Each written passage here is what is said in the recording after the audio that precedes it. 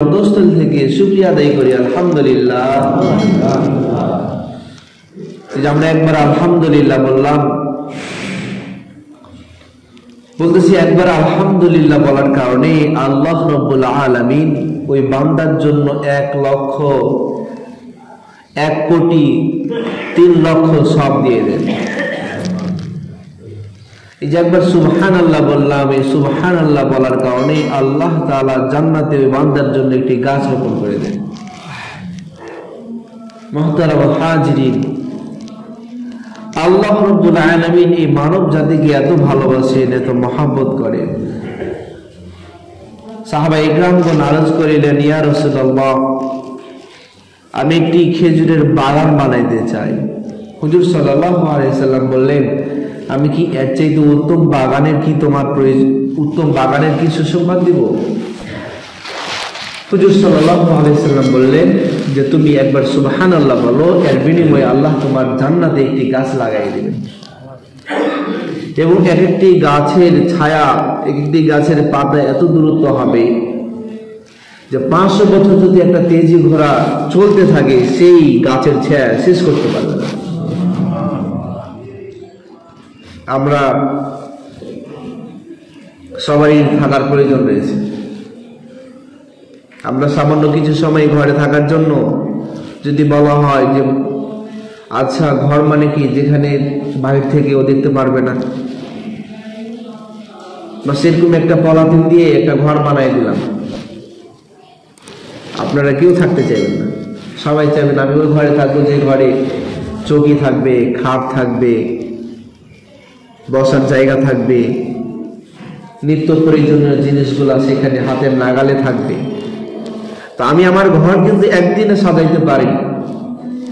আমি আমার ঘরের প্রত্যেকটা আসবাব, ইঞ্চি ইঞ্চি সম্পদকে আমি সময় দিয়ে পরিশ্রম করে টাকা কামায়ে জমায়া ঘর সাজাইছি কিসের জন্য? একটু আনন্দ এবং একটু আয়েশের জন্য। অথচ এই দুনিয়ার ঘরের চাইতে আমরা বেশি সময়, অধিকতর সময়, যেটাকে বলা হয় না ফেরার দেশ, না ফেরার ঘর, যেখান থেকে আর কেউ ফিরে আসবে না, সেখানেই থাকতে হবে। হাদিসে আছে সর্বশেষ যে মৃত্যুবরণ করবে কিয়ামতের আগে, তাকেও 500 বছর ওই কবরে থাকতে হবে। তাকেও একটু সামনে আগে বসি ভাই, যদি জায়গা থাকে ফাঁকা জায়গাগুলো বন্ধ করে দিই, কারণ ওই ফাঁকা জায়গাতে ফেরেশতারা, শয়তানরা বসে যায়। আল্লাহ তাআলা আমাদের সকলকে একটু জমে জমে বসার তৌফিক দান করুন। কোরআনের মধ্যে আছে ওয়াসাবিকুন আসাবিকুন, কতই সৌভাগ্যবান তারা যারা সামনে থাকবে, অগ্রগামী। উলাইকাল মুকাররাবুন, আল্লাহ বলছেন তারাই হচ্ছে আমার প্রিয় বান্দা, নিকটতম বান্দা। ফি জান্নাতিন নাঈম, আর যারা সামনের কাতারে থাকবে, সর্ব আগে থাকবে, তারা ফি জান্নাতিন নাঈম, এক মনে মুক্তাখচিত জান্নাতের মধ্যে থাকবে। এই জন্য আল্লাহ তাআলা আমাদের দিনের কাজে আগে থাকার তৌফিক দান করুন। তা আমি বলছিলাম, তো আমাদের সেই জান্নাত সাজানোর জন্য আমাদের এখান থেকে ইঞ্চি ইঞ্চি সময় দিয়ে ক্ষণে ক্ষণে আমাদের সুবহানাল্লাহর মাধ্যমে, নামাজের মাধ্যমে, দোয়ার মাধ্যমে আমাদের সেই জান্নাতকে সাজাইতে হবে, সেখানে গাছ রোপণ করতে হবে। আল্লাহ তাআলা আমাদেরকে আমলে প্রতিযোগিতা করার তৌফিক দান করুন। মুহতারাম হাজিরিন, আমি প্রথমে একটি হাদিস পড়েছি। হাদিসটি হচ্ছে রাসূল সাল্লাল্লাহু আলাইহি ওয়াসাল্লাম ইরশাদ করেছেন, আল কাইয়িসু মান দানা নাফসাহু, আল কাইয়িসু মান দানা নাফসাহু ওয়া আমিলা লিমা বা'দাল মাউত, ওয়াল আজিজু মান আতবা নাফসাহু ওয়া তামান্না আলা আল্লাহ। হুজুর সাল্লাল্লাহু আলাইহি ওয়াসাল্লাম ইরশাদ করেছেন, আল কাইয়িসু, ভাগ্যবান এবং চালাক চতুর ব্যক্তি সে, আল কাইয়িসু, চালাক চতুর ব্যক্তি সে, মান দানা নাফসাহু, যে ব্যক্তি তার নিজের নফসকে চিনে, নিজের অন্তরকে চিনে, নিজের পরিচয় জানে যে আমি মুসলমান, আমার দায়িত্ব রয়েছে, আমি মুমিন, আমার দায়িত্ব রয়েছে। ওয়া আমিলা লিমা বা'দাল মাউত, এবং সে আমল করে মৃত্যুর পরের জীবনের জন্য, মৃত্যুর পরের জিন্দেগির জন্য সে আমল করে। আল্লাহ রসুল এই ব্যক্তিকে বলছেন, এই ব্যক্তি হচ্ছে সবচেয়ে বেশি চালাক, যে দুইটা জিনিস জানবে। এক নম্বর, সে নিজেকেও চিনবে যে আমি মুসলমান, আমাকে মুসলমানের ঘরে জন্মগ্রহণ দেওয়া হয়েছে। ইউরোপের একটা বাচ্চাকে প্রশ্ন করা হচ্ছে, তুমি মুসলমান নাকি? তো বাচ্চা বলতেছে, আমি মুসলমান ছিলাম, আমি মুসলমান না, আমার আব্বা আম্মা মুসলমান। তো ইউরোপ আমেরিকাতে মুসলমানের ঘরে জন্মগ্রহণ করছে বাচ্চাগুলা, দিনে শিক্ষা না থাকার কারণে, ইসলামের গুরুত্ব, ইমানের গুরুত্ব, ইমানের ফজিলত না থাকার কারণে, ওই খ্রিস্টান বিধর্মী বাচ্চাদের সাথে চলাফেরা করার কারণে এখন সেই বাচ্চা বলতেছে, আমি তো মুসলমান না, আমার আব্বা আম্মা মুসলমান। তো সে জানেই না যে আমি মুসলমান কিনা। তো এই ক্ষতিটা কার? ওই বাচ্চার না, ওই পিতামাতাই, যে পিতামাতা তার ইমানিয়াতের পরিচয় দেয়, ইমানিয়াতের শিক্ষা দেয়। তো সে বাচ্চা লজ্জা পায়, বলে যে আমি তো মুসলমান না, আমার আব্বা আম্মা মুসলমান ছিল। হ্যাঁ, মুসলমানের কথা শুনেছি যে হ্যাঁ আমার পূর্বপুরুষরা মুসলমান ছিল। তো মুহতারাম হাজিরিন, আল্লাহ রাসূল বলতেছেন সবচেয়ে জ্ঞানী ওই ব্যক্তি যে নিজের নফসকে চিনে, নিজেকে চিনে, নিজের পরিচয় জানে, ওয়া আমিলা, এবং আমল করে বাদাল মাউত, মৃত্যুর পরের জীবনের জন্য কাজ করে, মৃত্যুর পরের জিন্দেগির জন্য। এই সবচেয়ে বেশি দামি এবং সেই সবচেয়ে বেশি জ্ঞানী ব্যক্তি। আর নির্বোধ ব্যক্তিকে আল্লাহ রাসূল তারও কথা বলতেছে, আল্লাহ আজিজু ওয়াল আজিজু মান আতবা নাফসাহু হাওয়াহা ওয়া তামান্না আলাল্লাহ। আর নির্বোধ বোকা সে যে তার খায়সাতে জিন্দেগির মতো চলে, তার শয়তানের কুমন্ত্রণা দিয়ে তার অন্তরকে যেদিকে নিয়ে যেতে চাই।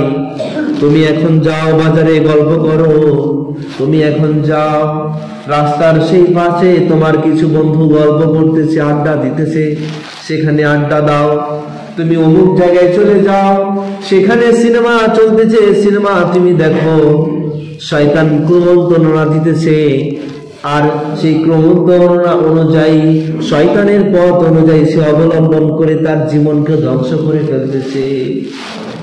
এই ব্যক্তিকে বলতেছে সে সবচেয়ে নির্বোধ এবং বোকা। প্রত্যেকটা মানুষের নফস তিন ধরনের, নফসে আম্মারা, নফসে মুতমাইন্না, আর একটা হচ্ছে না, দুইটা নফস, একটা হচ্ছে নফসে আম্মারা, একটা হচ্ছে নফসে মুতমাইন্না। নফসে আম্মারা, যেই নফসটি শয়তান পরিচালনা করে, মানুষের অন্তর যখন ইস্তিগফার করে, আস্তাগফিরুল্লাহ আস্তাগফিরুল্লাহ বা আউযু বিল্লাহ পড়ে, দেখবেন যে আপনার অন্তরের মধ্যে এক ধরনের ভালো কাজ করার একটা অনুপ্রেরণা থাকবে। আউযু বিল্লাহ আস্তাগফিরুল্লাহ এই আমলগুলো করার পর দেখবেন আপনার অন্তরে শয়তান যে বাসা বেঁধেছে, শয়তানের অসহসাগুলো দূর হয়ে যাবে। তো এই নফসকে দুইজন পরিচালনা করে। একটা হচ্ছে আমার নিজস্ব ভবিষ্যৎ, যেমন আমি আমার জীবনকে উন্নতি করার জন্য আমার একটা ইচ্ছা আছে যে আমি একটা ভালো কিছু হবো, সমাজে ভালো কিছু করব। এই ইচ্ছাটাকে বলা হয় ভালো ইচ্ছা। আর এই ইচ্ছার সাথেও একজন কাজ করে, সেটা হচ্ছে শয়তানের ইচ্ছা।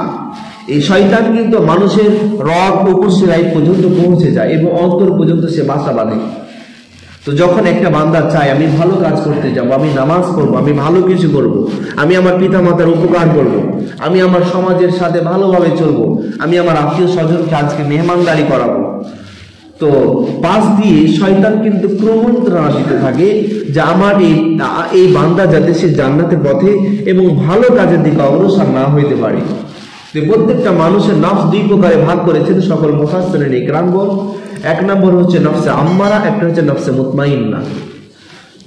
নফসে আম্মারা হচ্ছে আমার শক্তি, এটা নফসে মুতমাইন্না যেটা হচ্ছে আমার নিজের ক্ষমতা রয়েছে, আমি ভালো কাজ ইচ্ছা করলে করতে পারবো, ভালো কাজের দিকে অগ্রসর হইতে পারবো। আর নফসে মুতমাইন্না এটা হচ্ছে শয়তানের ইচ্ছা, শয়তান আপনাকে যদি চালাইতে চায় তো আপনি সেদিকে অগ্রসর হইলেন এবং জীবনকে ধ্বংস করে দিলেন। আল্লাহ তাআলা আমাদের সকলকে শয়তানের কুমন্ত্রণা থেকে হেফাজত করুন। ভালো কাজ করার সময় শয়তান যখন কুমন্ত্রণা দেবে, রাসূল সাল্লাল্লাহু আলাইহি ওয়াসাল্লাম কয়েকটি আমল শিক্ষা দিয়েছেন। তার মধ্যে একটি আমল হচ্ছে আউযু বিল্লাহ পড়া, আউযু বিল্লাহি মিনাশ শাইতানির রাজিম, এটা পড়া। আর আরেকটা হচ্ছে লা হাওলা ওয়ালা কুওয়াতা ইল্লা বিল্লাহ, এই আমলটিও আমরা করতে পারি। নামাজ পড়ার ইচ্ছা হচ্ছে না, মনে নামাজ পড়তে যাচ্ছে না, তা আমরা লা হাওলা ওয়ালা কুওয়াতা ইল্লা বিল্লাহ বলবো। দেখবেন যে ভালো কাজ করতে ভালো লাগবে। কোরআন কখনো মিথ্যা না, আমল করে দেখবেন যে আল্লাহ তাআলা আমাদের আমলের মধ্যে বরকত দিবেন।